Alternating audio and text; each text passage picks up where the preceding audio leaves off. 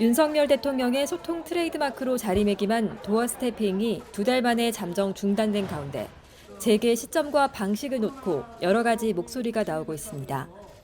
대통령실은 코로나19 예방을 중단 이유로 들었지만 일각에서는 출근길 문답이 최근 국정 지지율 폭락의 한 원인이란 지적에 따른 것이란 말이 나오고 있는 만큼 소통 약속을 지키면서도 문답에서 드러난 문제점을 돌아보는 계기가 돼야 한다는 겁니다.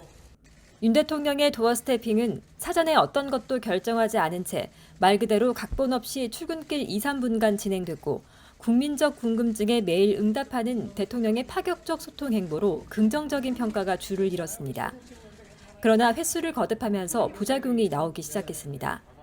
즉흥적 발언으로 관련 부처와의 정책 혼선이 일었고 정제되지 않은 발언으로 전 정권을 싸잡아 비판하면서 논란이 증폭된 것입니다. 검찰 편중 인사나 장관 후보자들의 자질 논란 등 인사 실패를 묻는 질문에 대한 답변이 대표적입니다. 외가 육촌 등 이른바 사적 인연 채용 논란에도 문제가 없다는 입장을 밝혀 국민적 정서와 맞지 않다는 비판이 일었습니다.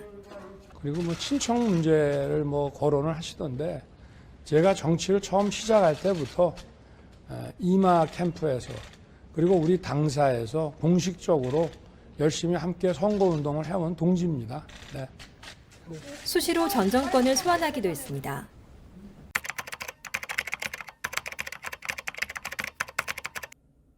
정부 부처와의 정책 혼선을 일으키기도 했습니다.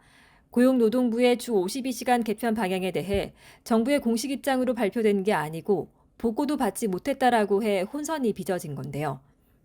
대통령실은 노동부의 발표가 중간 진행 과정, 정책 방향에 관한 브리핑이었기 때문에 그 내용이 보도가 된 것인데 대통령은 그것이 최종안이라고 보고 내가 최종안 보고를 못 받았나라고 생각하신 거라며 해명에 진땀을 뺐습니다. 야당은 국가적 측면에서 대통령이 실수를 많이 하는 건 썩 좋아 보이지 않는다며 횟수를 줄이라고 권했습니다.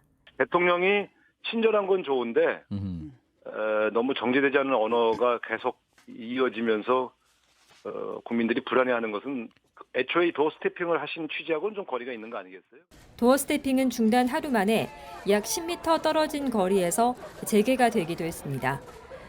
소통 의지라는 평가의 한편에 오락가락 행보라는 비판도 나오는데요. 대통령실은 확진자가 더 이상 늘지 않고 상황이 안정되면 대통령의 도어 스태핑은 곧바로 재개할 예정이라고 밝혔습니다. 기가 트이는 정치 김보선입니다.